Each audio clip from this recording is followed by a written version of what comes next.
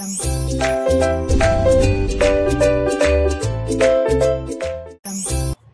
everyone, welcome to my channel Chemistry SR.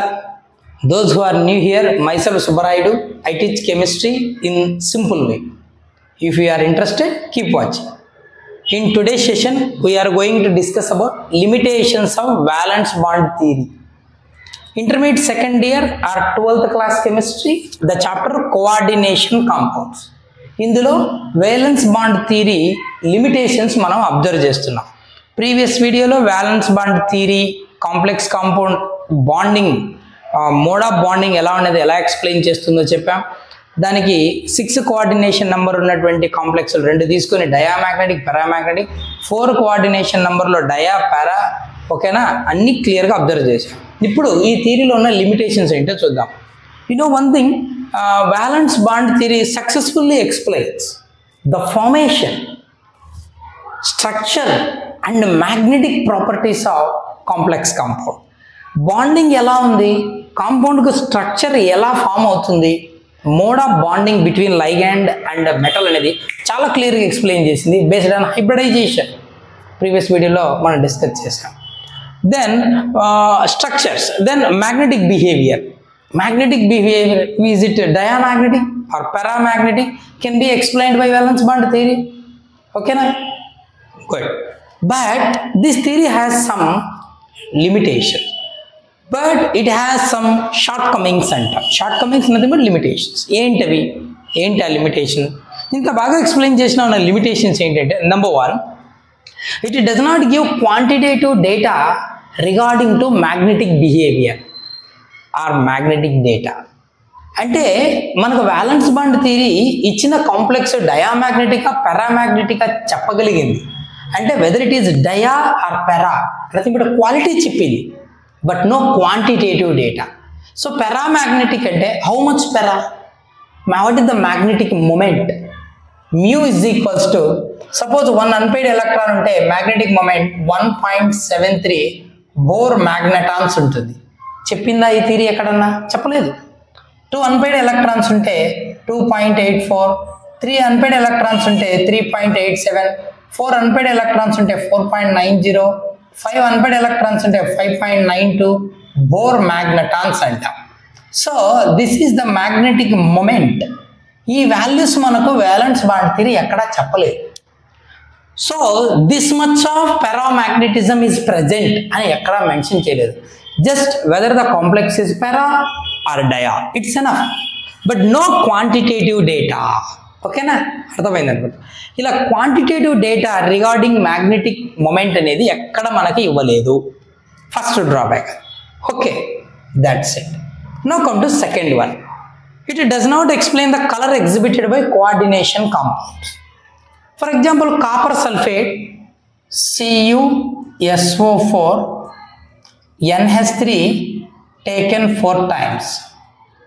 యాక్చువల్గా complex ఎలా ఉంటుందంటే CuNH3 taken 4 times SO4, deep blue solution. అది deep blue solution. మరి ఈ కాంప్లెక్స్ కాంపౌండ్కి డీప్ బ్లూ కలర్ ఉంది అంటున్నాం. డీప్ బ్లూ కలర్ చెప్పలేదే. వేలెన్స్ బాండ్ థియరీలో ఎక్కడ కలర్ అన్న టాపికే లేదు మనకు. బాండింగ్, మోడ్ ఆఫ్ బాండింగ్ ఎలా ఉంది, డయానా, పెరానా, అంతవరకే మాట్లాడే. Inner orbital complex, outer orbital complex, hybridisation, that's it. No any information regarding colour of complex compound, nothing but. ఇంకా బాగా చెప్పాలంటే doesn't tells about spectra of complexes. Spectra ఏంటి? Complex కాంపౌండ్లకు లైట్ ఇచ్చేస్తే అందులో ఉన్నటువంటి అన్పెయిడ్ ఎలక్ట్రాన్స్, ఆ మాలిక్యూల్ మెటల్ దగ్గర ఉన్న అన్పెయిడ్ ఎలక్ట్రాన్స్ లైట్ను తీసుకొని ఎగ్జైటెడ్ స్టేట్కి వెళ్ళి అక్కడ అన్స్టేబుల్ కాబట్టి డీఎగ్జైట్ అవుతున్నప్పుడు ఎక్సెస్ లైట్ ఎనర్జీని ఎమిట్ చేస్తాయి and appeared in colour. That information doesn't given in valence bond theory. ఆ కలర్ గురించి ఎక్కడా చెప్పలేదు. ఓకేనా? So second one over, colour గురించి చెప్పలేదు. That's it. నెక్స్ట్ చూడు, it does not give quantitative information of the thermodynamic and kinetic stabilities of coordination compound. Thermodynamic stability and kinetic stability of complex compound explain చేయలేదు అన్నాడు. Thermodynamic stability. Temperature rise చేసినప్పుడు ఎంత టెంపరేచర్కి అది స్టేబుల్గా ఉంటుంది అంటే metal ligand మధ్య ఉన్న బాండ్ ఎంత స్ట్రాంగ్గా ఉంది. How much strong the bond between metal and ligand is not explained by valence bond theory. Nothing but doesn't explain the thermodynamic stability. How thermodynamically the bond between metal and ligand is stable. Bond ఎంత stable గా ఉంది. Strong bond thermodynamically more stable the complex compound. If the bond is weak, the complex compound is thermodynamically less stable. ఈ విషయం ఎక్కడా చెప్పలేదు. Next, kinetic stability. Doesn't it tells about thermodynamic and kinetic stability. What is kinetic stability? How fast the ligands are exchanged by other species in complexes rather than the stability. Stability తో పని లేకుండా ఆ complex లో లైగాండ్లు వేరే species తో వేరే ions తో ఎంత ఫాస్ట్ గా ఎక్స్చేంజ్ అవుతాయి. కైనెటిక్ మీన్స్ స్పీడ్, ఎంత ఫాస్ట్ గా రియాక్ట్ అవుతాయి, లైగాండ్స్ ఎంత ఫాస్ట్ గా వేరే స్పీసెస్ తో ఎక్స్చేంజ్ అవుతాయి, ఈ విషయం గురించి కూడా చెప్పలేదు. ఓకేనా? How much fast they involve in chemical reaction. ఓకేనా? So thermodynamic and kinetic stabilities of complex compounds are not explained by valence bond theory. Next, it does not make exact prediction of geometry of coordination compounds with coordination number 4. Coordination number 4 ఉన్నప్పుడు మనకు రెండు ఆప్షన్లు ఉన్నాయి. First option ఏంటంటే geometry tetrahedral, second option ఏంటంటే square planar. These are the two geometries possible for coordination compounds with coordination number 4. సరే, tetrahedral ఎప్పుడు వస్తుంది? sp3 hybridization, outer orbital complex, high spin. Square planar ఎప్పుడు వస్తుంది? dsp2 hybridization, low spin complex, inner orbital complex అంట. ఓకేనా? కానీ previous వీడియోలో మనం గమనించింది అదే. కోఆర్డినేషన్ నెంబర్ 4 3 ఎగ్జాంపుల్స్ తీసుకున్నాం. ఫస్ట్ 2 ఎగ్జాంపుల్స్ నార్మల్గా ఉన్నాయి, థర్డ్ది అబ్నార్మల్గా ఉంది. NiCO taken 4 times, tetra carbonyl nickel 0. ఇక్కడ హైబ్రిడైజేషన్ ఏమో sp3 అన్నప్పుడు అవుటర్ ఆర్బిటాల్ కాంప్లెక్స్ ఉండాలి, అవుటర్ ఆర్బిటాలే ఉంది, టెట్రాహెడ్రల్ ఉంది, బాగుంది. కానీ లో స్పిన్ ఉండాలి, హై స్పిన్ ఉండాలి. కానీ ఇది ఏమంటే లో స్పిన్ ఉన్నప్పుడు dsp2 ఉండాలని ఇప్పుడే మాట్లాడుకున్నాం, dsp2. కానీ ఇక్కడ లో స్పిన్లో ఏముంది? sp3 ఉంది. అప్పుడు టెట్రాహెడ్రల్ అన్నాడు. యాక్చువల్గా స్క్వేర్ ప్లేనార్ ఉండాలి, sp3 వచ్చినప్పుడు టెట్రాహెడ్రల్ ఉండాలి, ఉంటుంది. కానీ లో స్పిన్ ఉంది, హై స్పిన్ ఉండాల్సింది లో స్పిన్ వస్తూ ఉంది. సో జామెట్రీని కరెక్ట్గా ప్రెడిక్ట్ చేయలేకపోతున్నాడు కోఆర్డినేషన్ నెంబర్ 4 ఉన్న కాంప్లెక్సెస్. ఇది ఒక డ్రాబ్యాక్. 6 ఉన్నప్పుడు octahedral always no problem, but coordination number 4 ఉన్నప్పుడు టెట్రాహెడ్రల్ వస్తుందా లేదా స్క్వేర్ ప్లేనార్ వస్తుందా కరెక్ట్గా కాంప్లెక్స్ అంటే చెప్పలేకపోతున్నాడు. అదొకటి. It does not distinguish between weak and strong ligand.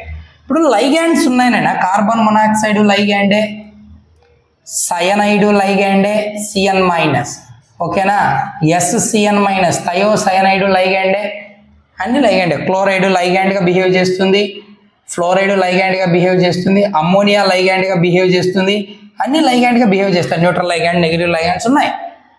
But అన్నింటి స్ట్రెంగ్త్ సేమా? Which one is stronger, which one is weaker, which is strong field ligand and which is week field ligand? That is not explained by valence bond theory. ఆ data కూడా మనకు ఈ theory ఇవ్వలేదు. ఓకేనా? ఇది ఒక drawback. All the ligands have not same strength అంటాడు, but there is no information regarding the strength of ligands అంటాడు. So does not distinguish between weak and strong ligand.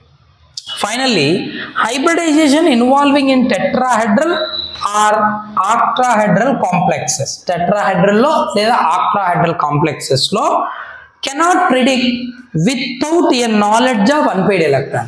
Unpaired electrons ఉన్నాయా లేదా అనేది తెలియకోకుండా డైరెక్ట్గా హైబ్రిడైజేషన్ చెప్పలేకపోతున్నాడు. ఇది ఎలా అంటే చూడు, ఇన్నర్ d ఆర్బిటాల్స్ 5 ఉంటాయి కదా, 1 2 3 4 5. తర్వాత 4s 4p అనుకుందాం. ఓకేనా? సరే, బాగుంది. ఇప్పుడు ఇక్కడ 1 2 3 4 5 ఓకే 6 7 8 నికెల్ అనుకుందాం. 3d8 ఓకేనా? Ni+2. ఇక్కడ 2 అన్పెయిడ్ ఎలక్ట్రాన్స్ ఉన్నాయి.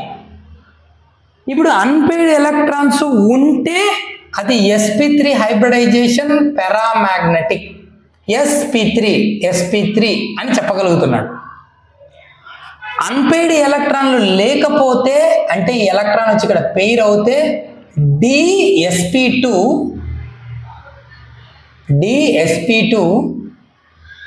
అని చెప్పగలుగుతున్నాడు హైబ్రిడైజేషన్. అంటే ఇక్కడ హైబ్రిడైజేషన్ ప్రెడిక్ట్ చేయాలంటే కాంప్లెక్స్లో ఇన్నర్ డి ఆర్బిటాల్లో అన్పెయిడ్ ఎలక్ట్రాన్లు ఉన్నాయా లేదా తెలిస్తేనే చెప్పగలుగుతున్నాడు. అంటే ఏంటి? మ్యాగ్నెటిక్ ప్రాపర్టీ బేస్ చేసుకొని హైబ్రిడైజేషన్ ఊహిస్తున్నాడు. మ్యాగ్నెటిక్ బిహేవియర్ తెలియకోకుండా హైబ్రిడైజేషన్ ప్రెడిక్ట్ చేయలేడు. అంటే డయానా పెరానా తెలియకోకుండా హైబ్రిడైజేషన్ ఊహించలేడు.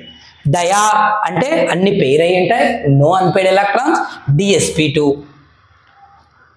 అన్పెయిడ్ పారామాగ్నెటిక్ అంటే ఎస్ అన్పెయిడ్ ఎలక్ట్రాన్స్ ఉన్నాయి కాబట్టి hybridisation sp3.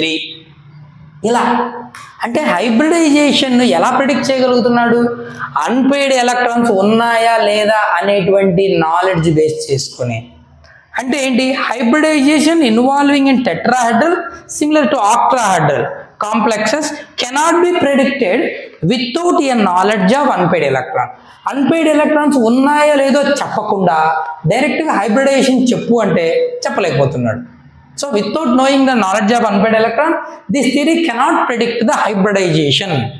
So these are the main limitations of valence bond theory.